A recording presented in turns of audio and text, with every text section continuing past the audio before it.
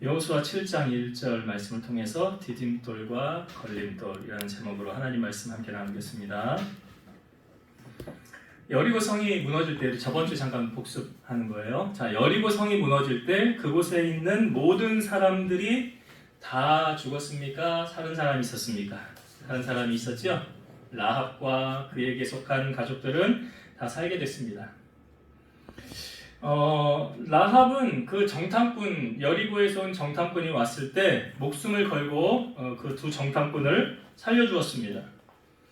그러니까 목숨을 걸어서 살려주었더니 그 여리고 성이 무너질 때 자기 목숨을 건지게 되었습니다. 모든 성경이 알려주는 원칙은 뭐냐면 심은 대로 거두는 거죠. 하나님은 공짜가 없습니다.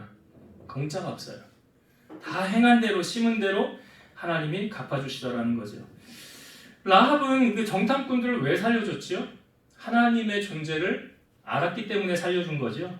그 말하잖아요. 하나님이 홍해를 가르시고 오늘 바산 왕 그 옥하고 그 물리친 거 그거 하나님이 도와주지 않으면 불가능한 거였다. 나는 하나님의 존재를 알고 너희들을 도와준 것이다. 그 말은 다른 말로 나는 이제 여리고의 신을 섬기지 않고 살아계신 하나님을 섬길 것이다. 결단한 거 아닙니까? 그래서 마치 그 룻기의 배경이 보면 그 베들레헴에 흉년이 되었을 때 룻으로 모압으로 내려갔었죠. 그래서 거기 다 남편도 잃고 두 아들 잃었는데 나오미가 나중에 올 때 며느리 하나 데려오잖아요. 그게 룻이잖아요. 그 룻이 그 시어머니를 따라갈 때 한 말이 뭡니까? 어머니의 하나님이 나의 하나님이에요. 그러니까 뭘 보고 따라가는 거예요? 하나님 보고 따라간 거죠. 그 젊은 여인이 가서 따라가면 고생길 환하게 열리는 거 아닙니까? 새로운 출발할 수 있는데도 불구하고 그 시어머니 목에 살려야 되고 그 선택한 거 하나님 선택이었죠. 그러니까 우리가 이 땅에 살면서도 마찬가지죠. 혈육이나 물질이나 권력을 붙잡고 선택하면 죽습니다. 망합니다. 결코 그것이 우리를 살려주지 못해요. 잘 살게 못합니다. 그러나 하나님을 선택하면 살아요. 누구처럼요? 라합처럼요. 라합은 하나님을 선택한 거였어요. 그래서 라합은 살게 되었고요. 거기 여리고에서 나오는 모든 것은 다 여호와의 곳간에 드려라. 왜 하나님이 이렇게 말씀하셨습니까? 그것은 하나님 것이라는 거죠.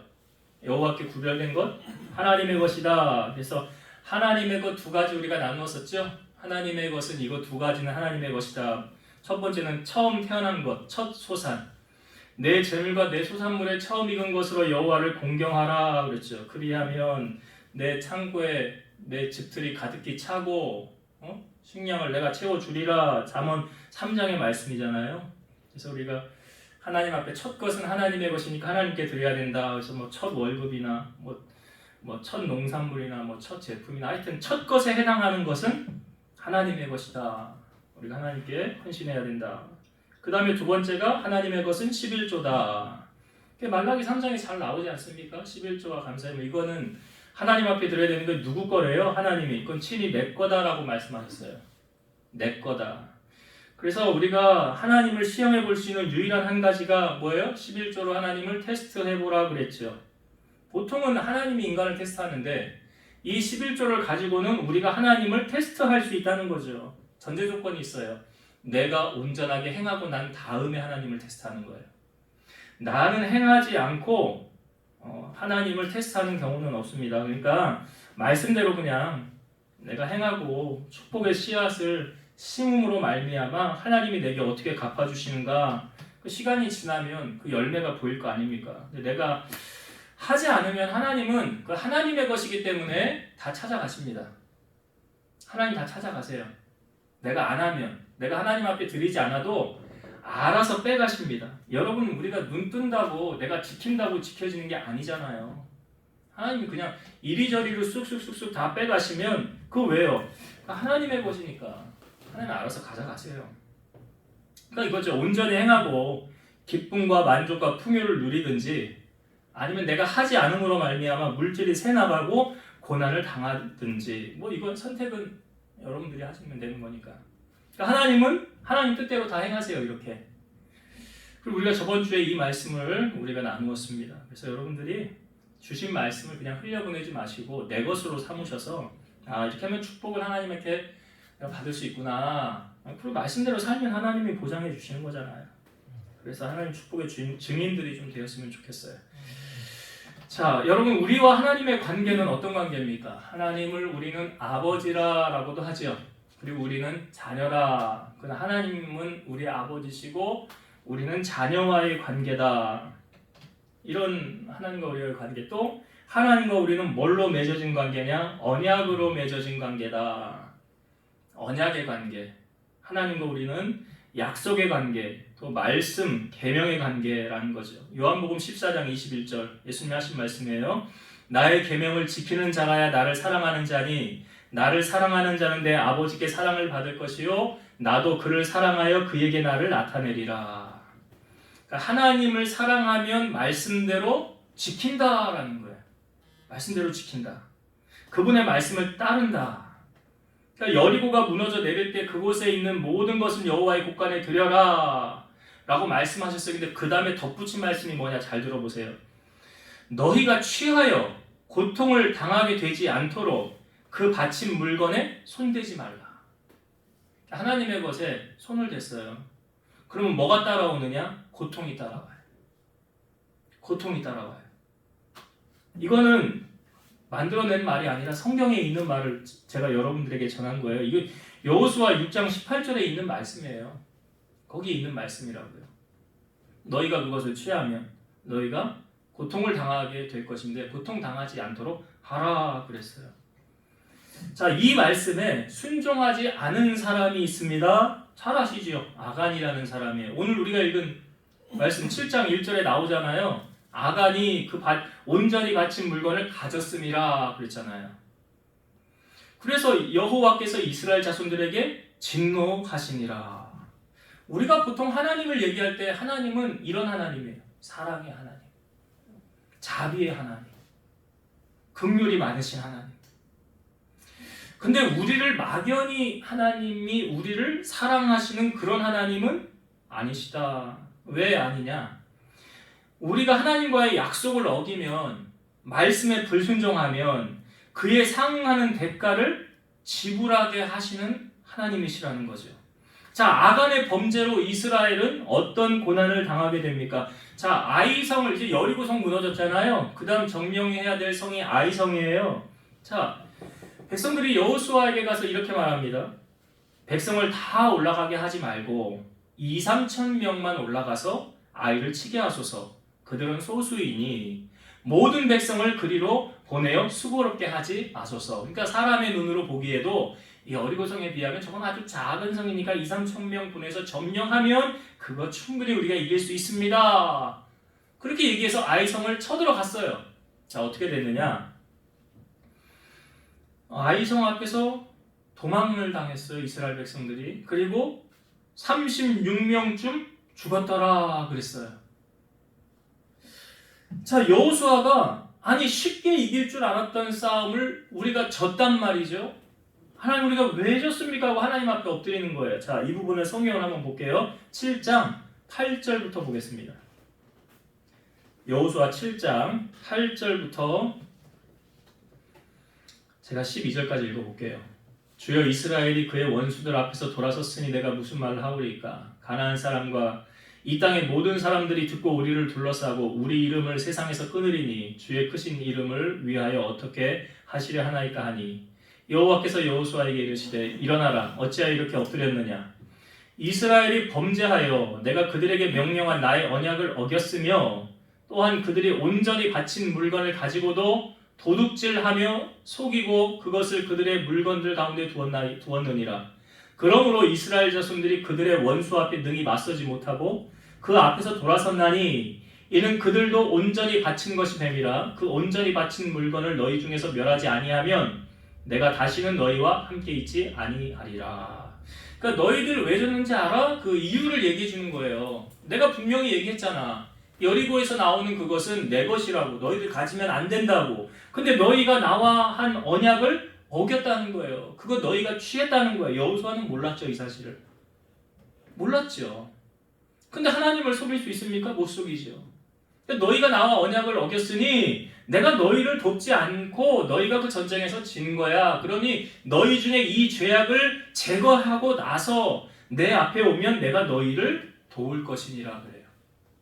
그래서 여호수아가 이스라엘 12지파 모아놓고 그 다음부터 뭐야? 제비뽑기. 12지파의 제비뽑기. 그 집안의 제비뽑기. 남자들 제비뽑기 해서 제비 누가 뽑혔을까요? 여기 18절에 딱 나오잖아요. 18절. 삽디의 가족 중 남자를 가까이 나오게 하였더니 유다지파 세라의 증손이요 삽디의 손자여 갈미의 아들인 아간이 뽑혔더라. 잠언의 말씀에 보면 사람이 제비를 뽑으나 그 일을 결정하시는 이는 여호와시니라. 우연히 아간이 뽑힌 겁니까? 아니죠. 아간이 딱 뽑은 다음에 뭐라고 그랬어요? 내가 시날산의 외투 한 벌과 은 200세겔과 무게가 50세겔 되는 금덩어리 하나 보고서 내가 탐내어서 내 장막 땅속 밑에 은밀한 곳에 숨겨 두었나이다. 이거 아간이 아무도 모르게 한 거예요. 아무도 몰라요. 근데 하나님을 속여요? 못 속이죠. 하나님을 어떻게 속여요? 그러니까 무엇입니까? 지금 하나님과의 언약을 어겼다는 거죠. 그래서 범죄한 것에 대한 혹독한 대가를 지금 누가 지불하고 있어요? 이스라엘 백성들이 지불하고 있어요. 그러니까 하나님이 왜 이스라엘을 안 도왔는지 알겠지요? 너희가 내 말을, 나와의 약속을 지키지 않았기 때문이라. 아간은 어떻게 됩니까? 제비 뽑혀서 돌을 던져서 거기 아간에게 속한 여기 아간만 죽은 거 아니에요? 성경 여러분 잘 보면 여기 아간에게 속한 그 사람들 여기 다 죽었거든요. 예, 다 죽었어요. 안타깝게도. 뒤에 성경을 이렇게 보면 그거 뭐 하나님의 것을 가져다가 쓰지도 못하고 여기 금덩어리 그 아들들 24절에 나오잖아요. 그 딸들, 소들, 나귀들, 양들, 장막과 그에게 속한 모든 것을 이끌고 아굴 골짜기로 가서 그러니까 이것만 봐도요. 아간이요. 좀 살만하지 않았습니까? 살만하잖아요. 이 정도면. 아니 그 외투하고 금덩어리 없어도 살만하네. 소들도 있고 나귀도 있고 양들도 있고. 근데 이 아간의 욕심으로 말미암아 아들들도 다 죽고 딸들도 다 죽었어요. 속한 모든 거 다 죽었어요. 성경은 말하죠. 욕심이 잉태한즉 죄를 낳고 죄가 장성한즉 사망을 낳느니라. 로마서 6장 23절. 죄의 싹은 사망이요. 죄의 값은 사망이라는 거예요. 여러분 마귀가 우리의 약한 부분을 너무 잘 알지요. 그 말은 우리가 죄를 지을 때 이 약한 부분을 반복해서 죄를 짓는다는 것을 알려주고 있으니까 마귀도 머리를 써요. 너 이거 약하지. 너 이거 약점이지. 내가 너 이거 조금만 건드리면 넘어질 거 바로 알아. 성경이 우리에게 다 보여주고 있잖아요. 다윗의 약점은 무엇입니까? 다윗이 왜 범죄했어요? 궁에 올라가가지고 목욕하는 여인 눈에 들어왔지요. 볼 수도 있어요. 그냥 보려고 해서 본 거 아니잖아요. 그걸로 끝내야지요. 근데 데려와라. 동침했지요. 임신했지요. 뭐만 하려고 알아보니까 우리야 전쟁터에 있는 거 휴가 져서 술 먹여가지고 너 집에 들어가서 좀 쉬어라. 근데 안 들어가잖아요. 2번이나 보냈는데 안 들어가니까 요압에게 편지 써서 야 우리야 전쟁터 맨 앞에 내보내고 너희들 뒤로 빠져라. 시키는 대로 해지요. 그래서 어떻게 됐어요? 우리야 전쟁통에서 죽었잖아요. 나중에 나단 선지자가 와서 다윗에게 뭐라고 말합니까? 당신이 그 악한 사람이래잖아요. 그 부자가 그냥 가난한 집에 있는 양 한 마리 전 재산 뺏어오는 그 악한 부자가 바로 당신이라고. 그래서 그 다음에 다윗의 집안에 어떻게 칼불이 나죠? 너희 집안에 칼이 끊어지지 않을 것이다. 그 아들 이복 형제들 살인 사건 일어나고 강간 사건 일어나고 아들이 반역해서 다윗 도망가고 왕에서 쫓겨나고 그 반역을 일으킨 그 아들 압살롬은 또 칼에 찔려 죽고 이게 다윗 집안 이야기라고요. 이게 뭐에 비롯된 거예요? 범죄함으로 말미암아 죄에 대한 혹독한 대가를 지불하게 되더라. 삼손도 잘 아시잖아요. 삼손 왜 인생 망가졌어요? 여자 잘못 만나가지고 들릴라. 진짜 사랑하는 줄 알았는데 사실 알려줬더니 돈 받고 쏙 사라져 버렸어요. 삼손 두 눈 뽑혔죠? 맷돌 돌리는 신세 됐죠? 네. 그러니까 뭐예요? 삼손의 약점은 무엇입니까? 여자 이성이잖아. 다윗도 그것이 약했죠. 가룟 유다 약점이 뭐죠? 돈이요. 돈이 최고예요. 가룟 유다는 예수님 아니에요. 예수님도 팔아먹었어요, 돈으로. 돈이 최고예요. 그 어떤 한 부자 청년이 예수님에게 와서 어떻게 하면 구원 얻습니까? 그랬더니 계명 알지 않느냐? 압니다. 다 지켰습니다. 돌아갈 때 한 가지 부족한 거 있는데 너 재산을 다 팔아 가난한 사람들 나눠주고 나를 따르라. 그리하면 하늘에서 보화가 있으리라. 이 청년이 주님 말씀에 근심해서 돌아갔어요. 왜요? 나 그거 못해요. 우리는 뭐 11조만 하라고 그래도 벌벌 떨기도 하는데 전 재산 팔라고 하는데 어떻게 그걸 어떻게 하냐고요. 아나니아 삽비라도 마찬가지죠. 예, 물질의 욕심 때문에 성령을 속였잖아요. 사탄이 가득하여서. 예, 그래서 둘 다 죽지 않았습니까? 그러니까 물질의 유혹에 돈이 최고야라고 하는 사람들이 예수님 따르기가 참 어렵죠. 약점이에요. 사울 왕은 어땠습니까? 초대 왕이었던 사울 왕은 뭐가 약점이었는 줄 아세요? 권력이요. 그러니까 아말렉과의 전쟁에서 모든 거 다 멸하라 했는데 안 멸했잖아요. 왜 그거 가져와서 뭐 한다고 그래요? 하나님 앞에 제사한다고. 그러니까 뭐래요? 순종이 제사보다 낫다라는 말이 거기서 나온 건데 실상 사울이 말하기를 뭐라고 그래요? 내가 백성들 말 안 들으면 백성들이 나에게서 다 떠나갈까봐. 백성들이 나에게서 다 떠나갈까봐. 그러니까 뭘 놓칠까봐? 권력 놓칠까봐. 말씀에 순종 안 한 거예요. 우리가 살면서도요, 여러 가지 약점들이 있어요. 어떤 사람은 마약, 예, 도박, 뭐 도박 끊는다고 손가락 자른다고 발로 한다고 그런 얘기도 있잖아요. 또 어떤 사람은 술에 자꾸 넘어지는 사람이 있어요. 아무튼 이 여러 가지 우리의 약점들이 있어요. 그걸 마귀가 너무 잘 알아요. 그러니까 범죄를 해도 여러분 가만히 보세요. 내 범죄 성향이 똑같은 걸 자꾸 범죄하게 되지. 새로운 거 잘 안 해요. 그건 뭐냐면 내가 그게 약하다는 거거든요. 우리가 신앙생활을 하면서 하나님이 두려워서 죄를 멀리하기보다는요, 하나님을 사랑해서 하나님이 싫어하시는 것을 안 하려고 하는 게 성숙된 신앙의 사람이에요. 그러니까 죄가 무섭지요. 죄 지으면 안 되지요. 단지 죄가 이 후폭풍이 두려워서가 아니라 내가 하나님을 사랑하는데 하나님이 싫어하는 거 하면 안 되지. 그런 마음으로 우리가 죄를 차단할 수 있다면 성숙된 신앙의 사람이라는 거죠. 로마서 6장 12, 13절 그러므로 너희는 죄가 너희 죽을 몸을 지배하지 못하게 하여 몸의 사욕에 순종하지 말고 또한 너희 지체를 불의의 무기로 죄에게 내주지 말고 오직 너희 자신을 죽은 자 가운데서 다시 살아난 자같이 하나님께 드리며 너희 지체를 의의 무기로 하나님께 드리라. 그러니까 너희의 몸을 지체를 죄에게 내주지 말래잖아요. 죄 내주지 말아라. 이건 다른 말로 뭐예요? 우리가 이 땅에 살면서 우리 자신으로 죄 짓지 말라고 쉽게 말하면 그거 아니에요. 죄의 무기로 드리지 말고 불의의 무기로 드리지 말고 의의 무기로 하나님께 드려라. 하나님께 드려라. 로마서 6장 15절 그런즉 어찌하리요? 우리가 법 아래에 있지 아니하고 은혜 아래서 있으니 죄를 지으리요 그럴 수 없느니라. 이 말이 그 말이에요. 하나님 두려워서 죄를 짓는 게 아니라 내가 하나님의 받은 사랑이 너무 큰데 하나님의 은혜가 너무 큰데 내가 어떻게 죄를 지을 수 있겠느냐. 내가 어떻게 하나님 싫어하는 것을 할 수가 있겠느냐. 그러니까 우리가 저번 주에도 말씀 나누었지만 하나님이 싫어하는 건 저도 싫어요. 하나님이 좋아하는 건 저도 좋아요.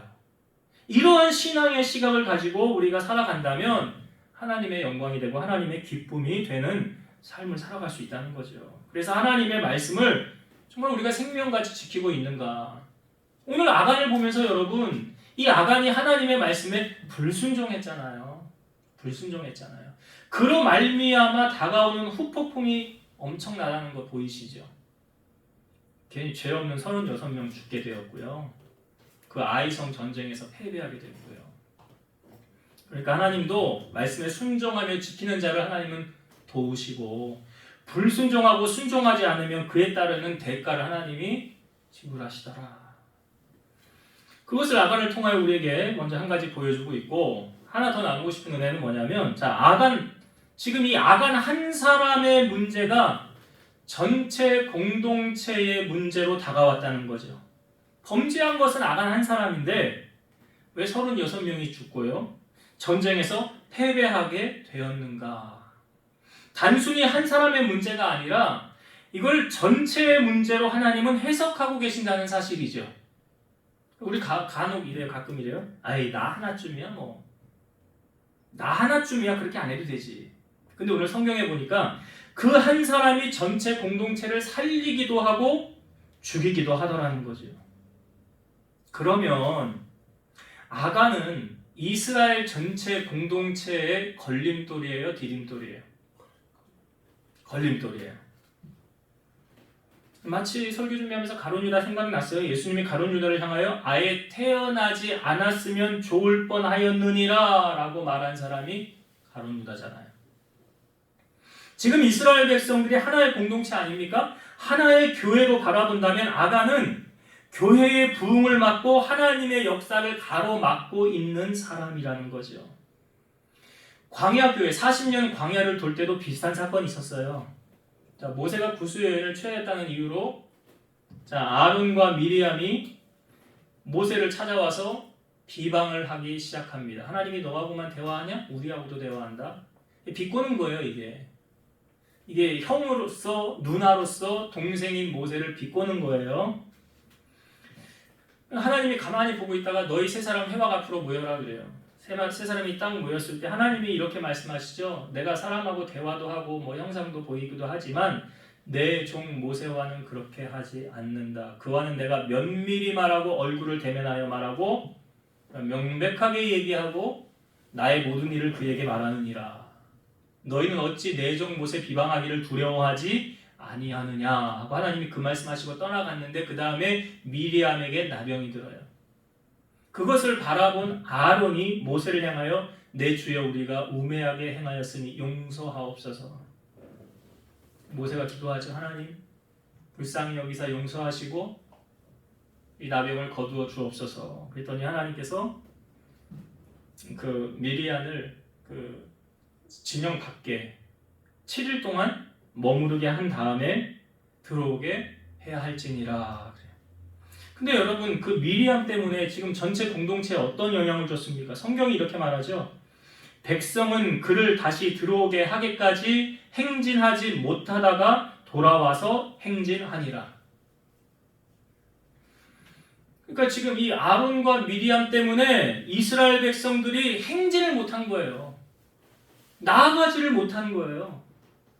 그 얼마나 큰 손실을 가져온 겁니까? 7일 동안 아무것도 못하고 거기에 머물러 있어야 했다는 거 아니에요. 여러분 나 한 사람이야, 나 한 사람쯤이야 라고 생각하시면 안 돼요. 그 한 사람이 하나님의 말씀에 순종하지 않음이 전체 공동체에 또는 교회에 얼마나 큰 손해를 끼치고 있다는 사실을 인식해야 된다는 거죠.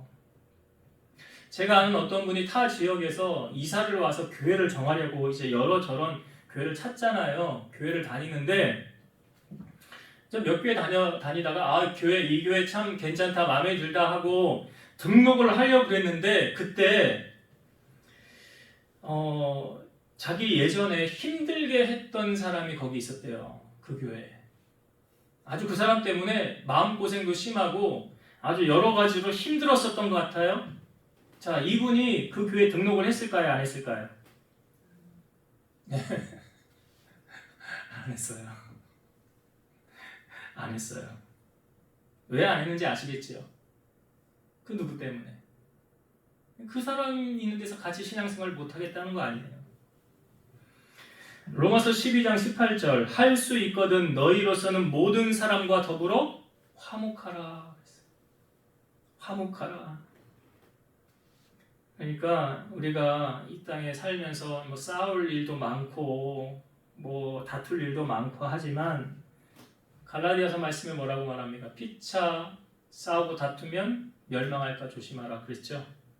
그러니까 예수님 때문에 참고 인내하며 이 사랑을 전하는 자가 되어야지 이 아간처럼 자기 욕심 이루고자 이렇게 함으로 말미암아 교회 부흥에 걸림돌이 될 수 있다는 거죠. 이 말씀이 우리에게 반면교사가 되어서 여러분들 한 사람 한 사람은 그냥 하나님의 말씀에 온전히 순종함을 통하여서 내가 우리 교회의 부흥의 디딤돌이 좀 돼야 되겠다. 하나님의 부흥을 앞당기는 그런 내가 초석이 좀 돼야 되겠다. 그런 마음으로 우리가 신앙생활하고 하나님께 영광을 돌리면 좋겠습니다. 자, 말씀의 결론을 맺을게요. 하나님과 우리와의 관계는 아버지와 자녀와의 관계 맞지요? 그러나 거기에 하나님과 우리는 언약으로 맺어진 관계예요. 말씀으로 맺어져 있다. 하나님은 우리에게 말씀하시고 우리는 그 말씀에 뭐 해야 될 의무가 있어요? 순종해야 될 의무가 있는 거예요. 그냥 하나님이 말씀하시고 너는 떠들어라. 나는 내 할 일로 할랜다. 아니에요. 하나님은 절대로 그걸 원하지 않아요. 그렇게 말씀하시지 않아요. 하나님은 공의의 하나님이세요. 공의의 하나님. 그래서 갈라디아서 6장 1절 보면 형제들아 사람이 만일 무슨 범죄한 일이 드러나거든 신령한 너희는 온유한 심령으로 그러한 자를 바로잡고 너 자신을 살펴보아 너도 시험을 받을까 두려워하라. 분명히 이렇게 말하죠. 신령한 너희는 온유한 심령으로 그러한 자를 뭐하래요? 바로잡아줘라. 뭘 알아야 바로잡지 근데. 그렇죠? 여기 그러니까 신령한 너희는 이라는 표현이 있고 온유한 심령으로 사람을 권면하고 충고할 때 어떤 마음으로요? 온유한 심령으로. 온유한 심령. 그러한 자를 어떻게? 바로 잡아주고 그 다음에 뭐래? 너도 자신을 살펴보아 시험을 받을까 두려워하라. 죄는 달콤하게 다가오지만 뒤따르는 결과는 비참하다는 사실을 오늘 우리는 아간을 통하여 우리에게 보여주고 있어요. 그러니까 성숙한 신앙의 사람은 정말 죄가 싫어서가 아닌 하나님을 사랑해서 그분이 기뻐하시는 것을 따라 살면서 또한 그분이 싫어하시는 것을 배척하면서 하나님의 기쁨이 되는 삶을 살아가야 된다라는 것이고 두 번째는 자 오늘 이 성경은 한 사람을 단지 개인 하나로 보지 않았죠. 이 한 사람이 전체 공동체를 대표해서 우리에게 보여주고 있어요. 나 하나쯤이야가 아니라 여호수아 23장 10절 너희 중 한 사람이 1000명을 쫓으리니 이는 너희 하나님 여호와 그가 너희에게 말씀하신 것 같이 너희를 위하여 싸우심이라. 한 사람이 1000명을 쫓는다.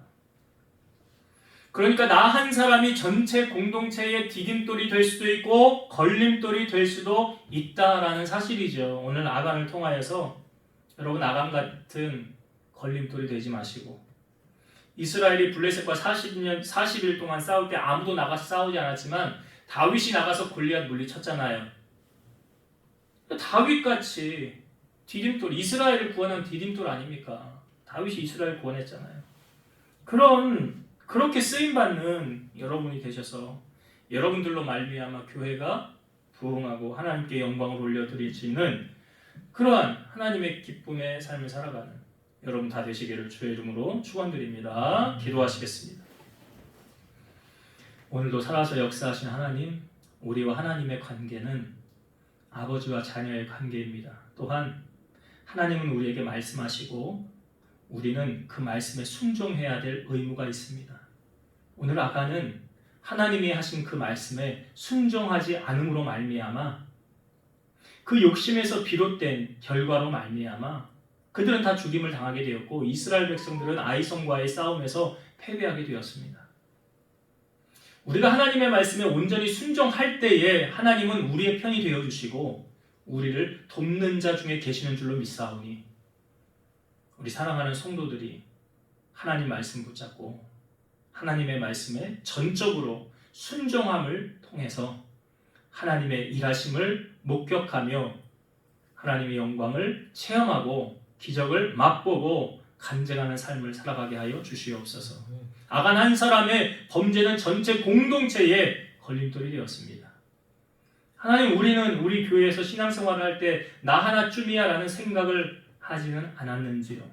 나 한 사람으로 말미암아 교회가 부흥할 수도 있고 교회 부흥을 막을 수도 있다는 사실을 우리가 인지하면서 하나님 보시기에 아름다운 모습으로 성장하며 또한 하나님의 기쁨이 되는 삶으로 영광 돌리게 하셔서 우리 교회가 우리 사랑하는 성도님들 한 사람 한 사람으로 말미암아 견고하게 세워지게 하시고 그루터기가 되게 하시고 하나님의 기쁨이 되는 영광된 삶을 살아갈 수 있도록 은혜 베풀어 주시옵소서.